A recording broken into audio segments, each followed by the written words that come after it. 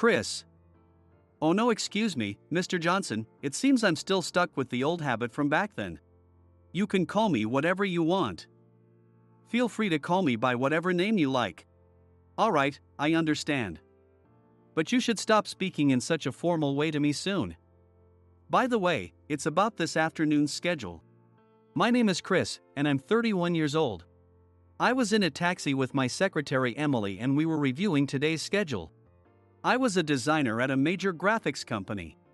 And since I'd taken on more responsibilities, I had to review my schedule even while commuting, making my days extremely busy. But I found my life fulfilling. By the way, you stayed at the office last night, didn't you? Yeah. I was swamped with work yesterday, and since there was an early meeting today, I ended up sleeping at my desk. Okay then, there's some time before the next meeting, I'll have the taxi take you home. I won't insist on taking a shower. But please at least change your suit. Some people attending today's meeting were also there yesterday. I sighed softly and slouched while Emily stretched to give the taxi driver instructions. Although I said my days were fulfilling. The increasing number of subordinates who admired me and the frequent interactions with top executives from various companies meant that I constantly had to be mindful of how I appeared, which was the only real burden in my current life. However, the attention I got from people then was different from the unpleasant stares I had used to get. As I was looking out the taxi window and thinking about this, I noticed it starting to rain. Emily muttered softly beside me, "Oh, it started raining after all." I took some painkillers out of my bag and gave it to her. "You have migraines, right? Here, take this." When I handed her the medicine, Emily looked surprised and then smiled gently. "Oh, you remembered, how nostalgic. I have known this sweet and tender woman since before we both worked at this company. That was back when I was a student who constantly worried about other people's stares. When I was in my first year of middle school, I had been weak since childhood and always carried various medications. These included stomachache medicine, painkillers, and even allergy relief medicine in case of a sudden allergic reaction.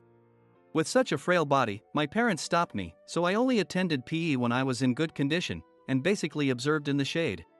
As a result, I had the palest skin among the boys my age. In middle school, my friends from elementary school became busy with club activities.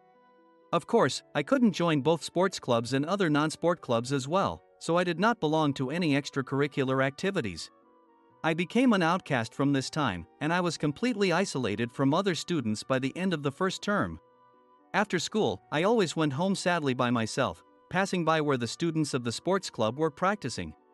I couldn't count how many times I cursed my weak body. However, a turning point came in those lonely days. One day, after I had packed up to go home as usual and was walking past the track team practicing energetically. I can't even run a lap around the field, but the track team members are amazing, running laps around the school with such vigor. As I mumbled to myself and walked out the school gate, I noticed a girl sitting hunched over. She was probably a track team member. I thought she might be taking a break and was about to walk past her. As I was about to pass by, I heard her labored breathing. I instinctively approached her and asked, "Are you okay?" The girl looked up at me with a dazed expression and said, "My head hurts." I didn't know what to do, but I opened the extra bottle of water I was carrying to take my medicine and gave it to her. She slowly drank the water and eventually calmed down. After a while, she gently asked me, who had been sitting still next to her, "Thank you, we are in the same school, right? Are you 6th grader maybe?" I was startled to realize she was quite beautiful and nervously replied, "Yes." "Come on, you saved my life, why do you look so sorry?" The girl smiled teasingly at my embarrassed reaction. This girl would later become my secretary Emily. Emily was 2 years older than me, 8th grader at the same middle school, and the leader of the track team. That day, Emily wasn't feeling well and struggled during her run. I always get headaches on rainy or cloudy days like this.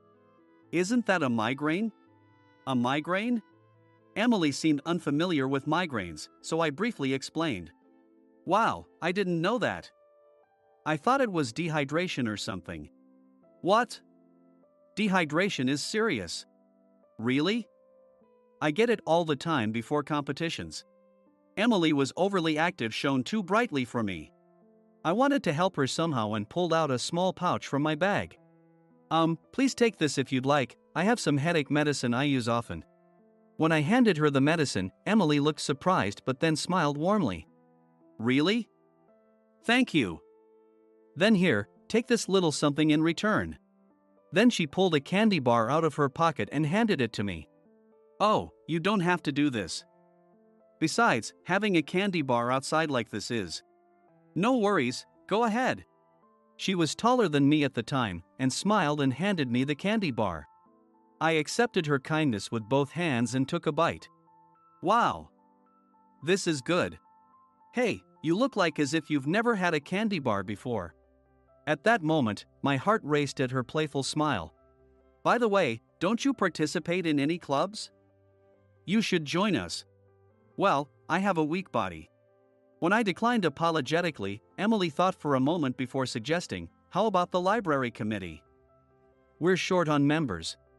And I can hardly attend due to my busy club schedule. I thought I might be able to handle the library committee and was about to smile and nod at Emily. I heard running footsteps and a loud voice. Emily! What are you doing slacking off? It was one of my classmates, Jason, with tan skin and a lean but muscular build. Jason smiled at Emily, but his gaze towards me was cold. I'm not slacking off, I'm recruiting. Hearing Emily's words, Jason frowned as he looked at me. Then, he started laughing mockingly. Oh, this guy? No way. He skips PE because he's weak. It's impossible. Jason looked down on me laughing, but to my frustration, I couldn't say anything back and couldn't look up. Suddenly, I heard a dull thud and Jason's pained shout, ouch. I quickly looked up to see that Emily had hit Jason on the head. You don't talk like that, do you? It's an order from the team leader. Apologize to him. Well, I'm sorry. Jason's eyes welled up with tears, and I quickly nodded. Emily giggled, overlooking us, and said, All right, Chris, see you soon. So Jason, let's go back. Cover for me in case that the coach gets mad at me.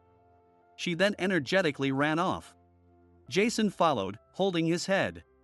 At that moment, I realized that the real cause of this heartbeat was my first love, watching Emily's running back.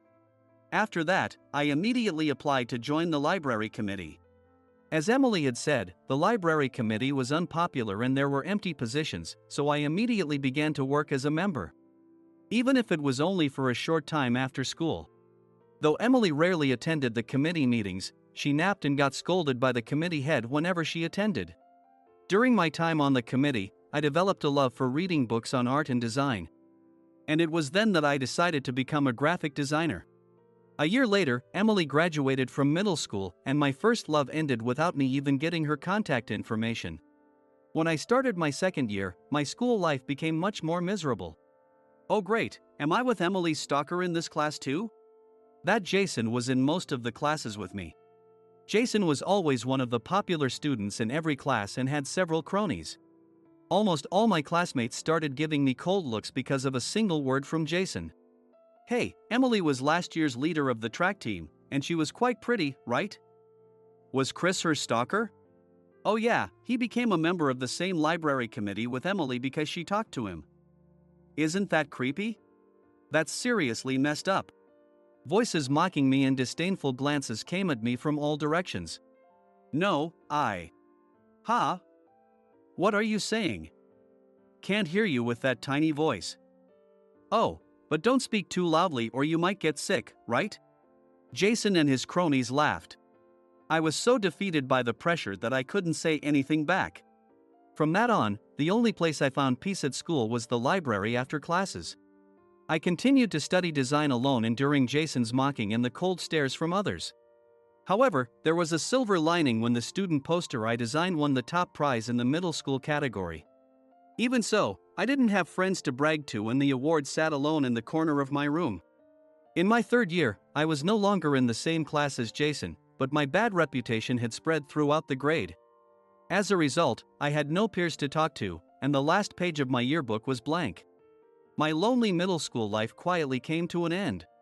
I remembered feeling a mix of frustration and envy when I saw Jason crying tears of joy at graduation, though he had caused my misery. Mr. Johnson. We've arrived. Ah, oh, we're already here. Next thing I knew, the cab had arrived in front of my house. Emily looked worriedly at me since I had been staring blankly into the past. I'll wait here. I've informed the office that I'll be returning with you. Okay. I'll be back soon. Hearing her call me Mr. Johnson felt strange since I was thinking about the Emily from back then. After graduating from middle school, I went abroad to study art and started a business with friends I met there. My efforts paid off, and our graphic design company grew into a major firm. I faced daily challenges as both a designer and vice president, but my younger self could never have imagined this future. Nor could I have imagined reuniting with my first love as an adult. However, our current relationship was strictly professional at that time, and I couldn't dwell on the past. I didn't even know if Emily was married. We've never discussed personal matters, and bringing up old feelings would only cause confusion. Thanks for waiting. Let's head back to the office. After taking a shower and changing into a new suit, I returned to the taxi where Emily was working on her laptop. As the taxi started moving, she stopped typing, checked her watch, and said, "We're heading to the office now. Please wait in the entrance lobby. As the sales department has informed me of some changes to the meeting documents, and I'll need to retrieve them." I see. Emily's diligent approach to her work always made me straighten up. She consistently anticipated my needs and handled schedule management flawlessly. Even for sudden dinner meetings, she always had a suitable restaurant booked in advance, proving herself to be an exceptionally capable secretary. I didn't feel deserving of such an excellent secretary. I had never seen anyone at the office attempt to flirt with Emily despite her remarkable beauty. People probably see her as unattainable just like in her school days. I would wonder why someone so talented and beautiful was working as my secretary. A familiar streets came into view as these thoughts crossed my mind. We arrived at our company, which was a large white building both tall and wide. Our company valued merit and freedom. So the area around the entrance was filled with stylish employees in business casual attire. And some were having lunch on the courtyard benches while others worked on laptops. It created a scene reminiscent of a college campus during lunch break, making the security guard at the entrance seem out of place. As I observed the surroundings, Emily exited the taxi first, opened my door, and stood slightly behind me as we walked to the main entrance. "Welcome back, Mr. Johnson." "Thanks. Keep up the good work this afternoon." The security guard opened the big front glass door for us and let us in. When I go inside, it was the entrance hall with predominantly white, featured a 3-story high ceiling. In the large marble reception area, the reception staff all greeted us with smiles.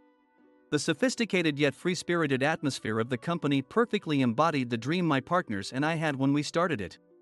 "Mr. Johnson, I'll go get the documents now. Please wait here for a moment." Emily said this and walked briskly towards the elevator hall. My stomach growled as I watched her go and then moved to sit on a nearby sofa. "Oh, I haven't eaten anything since yesterday." I headed towards the nearby sandwich place as I thought Emily wouldn't be back soon. Once inside, I was momentarily overwhelmed by the wide selection of bread and salads as well as sandwiches. Before I started going out for business every day like I do now, I used to buy my meals here. I grabbed a sandwich and one candy bar and joined the line at the register. The line was very crowded as it was just past noon. I heard someone in the line ahead of me muttering. I admired their diligence while thinking he was practicing for a presentation. As I carefully placed the sandwich I bought in my bag to avoid crushing it, I heard footsteps approaching and a man's voice calling out, "Hey." I looked up to see a man in a suit staring straight at me. As I tried to remember where I had seen him before, he walked closer and I noticed he was smirking. As I recognized the familiar sneer, the man spoke first. "Chris? What are you doing here?" To my surprise, it was Jason. Jason. I looked closely at his face and then at the ID card hanging around his neck. Sure enough, it bore Jason's name and his department in the sales division. I was stunned by this sudden reunion, but Jason sighed loudly and frowned. "Jason? Since when have you been able to call me so casually?" "Huh? Casually?" Jason showed obvious irritation. "Yeah, you're calling me by my first name. Who do you think you are?" It had been a long time since someone had spoken to me so rudely, and I was bewildered. "You work here." As I muttered this to myself, Jason leaned closer and said, "Don't you know basic business manners? When you do something rude, you have to apologize first." He lightly tapped my shoulder with the documents he was holding. "What is the biggest loser in our grade doing here?" It seemed Jason assumed I didn't belong at this company. I surprisingly felt nothing, though I faced the person who had made my school days miserable. Jason's attitude was irritating, but it didn't provoke anger. Instead, I felt a strange nostalgia for how little he had changed. "You're right. I'm sorry. It's been a long time, Jason." I said this with a smile, and Jason's frown deepened. "Huh? Don't you answer my question? What are you doing here? And you don't even have a visitor's pass. Did you sneak in?" Jason laughed mockingly. His behavior was infuriating, but I couldn't rise to his bait. As the vice president of this company, I had to maintain composure. If I lost my temper and word got out, it would be trouble. Because if it became known that I, as vice president, was angry with Jason here, he would definitely be left out by his boss. Even if he lacked social graces, I couldn't let my temper ruin his career. I decided to endure Jason's arrogant and disrespectful attitude. "Hey, are you listening?" "Yeah, I'm listening. Actually, As I was about to reveal my identity, Jason cut me off and started laughing. "I get it. You're here trying to pitch to us, aren't you? I've seen guys like you, bottom-tier salesmen who don't know their place." "Oh, no, it's not that." I tried to deny Jason's assumption, but he kept talking. "You disappeared after middle school, right? Did you drop out and get a job? There's no way you'd be here otherwise." Jason continued to laugh and look down on me. I decided to change the subject as I realized he wouldn't listen. "So, Jason, are you an employee here?" Jason showed me his employee ID and raised his voice proudly. "Of course. See, it says sales department. I would have been the sales manager if you had met me a bit later." "Wow, that's impressive." Jason's arrogant and condescending demeanor made me worry about the future of the sales department. But I couldn't spend more time talking to him. Emily was probably back at the entrance by now. I decided to wrap things up and move on to my next task. "Well, I have to go. It was nice seeing you." As I tried to walk past Jason, he grabbed my arm with a smirk. "Where do you think you're going?" "The exit is that way." "Huh?" Jason pointed towards the entrance. "No, I need to go to the entrance hall." "What are you talking about?" "Get out of here. Don't make me repeat myself." "But Jason laughed heartily, seeing my hesitation. "Can't you see how useless you are? You're wearing a nice suit, but everyone here looks at yourself, not your outfit. Someone like you would be turned away at the door." Jason's mocking and rude behavior increased my frustration. What is he talking about? I muttered under my breath, but Jason heard me with his sharp ears. "Huh? Did you say something?" he shouted. Realizing that staying longer would only make things worse, I tried to think of a way to leave. But Jason raised his voice again. "Get out of here, you trespasser." "Do you want to get reported?" he said with a smirk. Jason's voice echoed around, and some employees peeked from the second and third floor corridors. Employees around the reception area also looked worriedly in our direction. Jason exaggerated his volume since he sensed the attention. "Someone like you won't be taken seriously by anyone here." "But I reached the limit of my patience and was about to reveal my identity without caring about Jason or the onlookers. I heard the sound of heels clicking on the floor. Turning towards the sound, I saw Emily walking towards us with documents in hand and her posture straight and her eyes fixed on me. Before I could speak, Jason approached Emily. "Emily. Long time no see. It's my lucky day to meet you, always with the executives." "Hey, don't ignore me."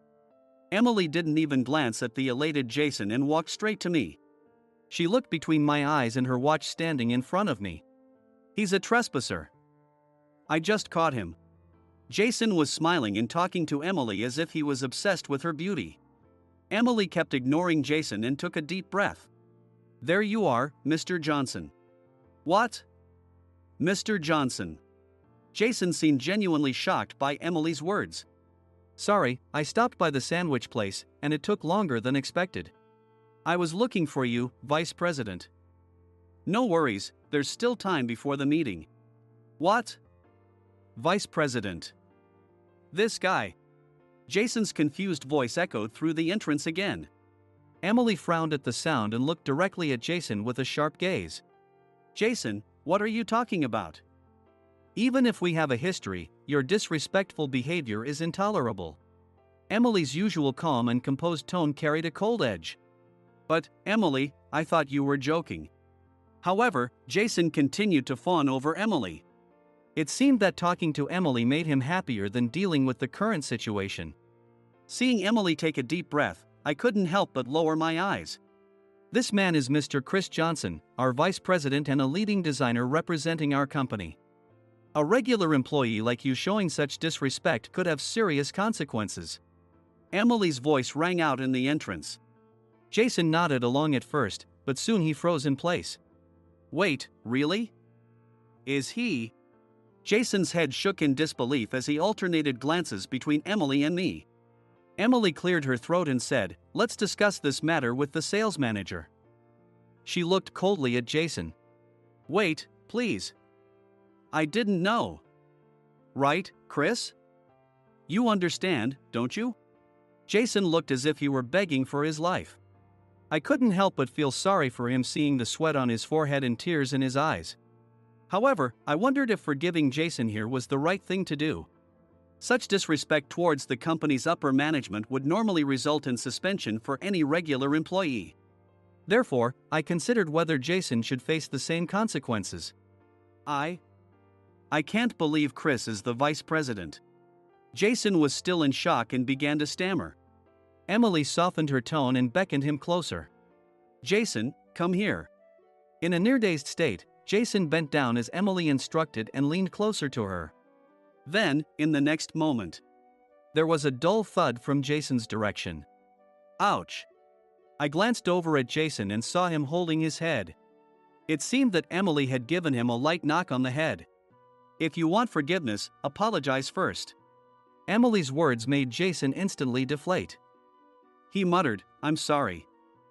I apologize for my disrespect. I felt a wave of nostalgia seeing Emily standing with arms crossed and looking down at Jason. This made me realize that Jason's past behavior didn't matter anymore, and I let out a small laugh. What are you laughing at? Excuse me, Chris? No, Mr. Johnson? Oh, sorry. I just felt nostalgic. It's okay, Jason. I'll let this go, but please don't behave like this with anyone else. When I spoke gently, Jason, teary-eyed, nodded. Emily smiled kindly, a rare sight during work. But I really didn't know. I had no idea you were the vice president of this company. Jason said so apologetically. I studied design abroad after graduating. I started this company with people I met there, so it's no surprise you didn't know. When I explained, Jason looked at me with admiration. Art studies abroad? That's amazing, he said excitedly. Then, he looked down again and looked embarrassed. I'm sorry about back then. I was awful. I completely lost to the person you are now. I'll try to think more before I act. Jason's apology was undoubtedly for our middle school days. Even though his apology couldn't change the past or turn my middle school years into good memories, I felt that not forgiving him would leave me carrying this burden forever. So, I decided to smile gently and forgive him. It's okay. And you don't need to change your attitude. After all, we are old classmates, right? Tears welled up in Jason's eyes at my words. Then he said with a voice that seemed squeezed out, "Thank you. I'm sorry. I'm ashamed of how petty I've been." Emily looked relieved at the scene. But now that I think about it, why did you hate me back then? I never did anything to you, did I? Oh, that was... Jason glanced at Emily. Sensing something, Emily laughed a little and said, "It was probably jealousy." Jason confessed to me at my graduation, saying I was his first love. Jason blushed and gave an embarrassed smile. Emily had stolen the first love of both men here, so she seemed quite the heartbreaker. After a moment, Emily checked her watch and looked at me. Chris, it's about time. Oh, right. Jason, we need to go now. Let's catch up properly another time. Sure. Emily and I said our goodbyes to Jason and headed towards the elevator hall. As we got into the elevator, Jason ran after us and shouted, "Thank you so much, Mr. Johnson," while waving his hand until the doors closed. As the elevator doors shut and the space grew quiet, I let out a big sigh. Emily chuckled as she reminisced. It seemed she found the recent scene amusing. "You laugh too much, poor Jason." "No, that's not why I'm laughing," Emily said with a mischievous smile. While I looked puzzled, she continued. "When Jason mentioned that I was his first love, you had quite the face, as if saying, 'You too?'" "What?" "Well, Emily kept smiling like a little devil seeing me fumbled for words. While considering whether to share my old feelings, a question crossed my mind. "By the way, Emily, weren't you originally Mr. Smith's secretary?" "You became my secretary later, but did you know about me?"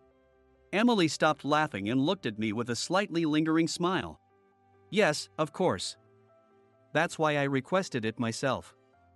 I believed my skills would be best utilized working with you." "That can't be true. You're so talented." "No, it's true. Mr. Smith understood quickly because he's romantic." Emily's words made me puzzled. "I heard he proposed to his wife with 100 roses in a helicopter at night." I knew he was romantic, but how does it relate to? When I said that, Emily flashed a mischievous smile and began checking her documents. It seemed she wouldn't reveal the answer until I figured it out myself. The elevator doors opened, revealing the hallway leading to our destination, the conference room. Before opening the conference room door, I opened the soda I bought earlier and took a sip to refocus. Emily watched this and said, "100 roses are lovely, but I'd be just as happy with 100 candy bars." No flower language. But it holds special meaning for us, right, Chris? Meaningfully. I understood everything with her words, opened the conference room door with a flushed face and got ready for the meeting.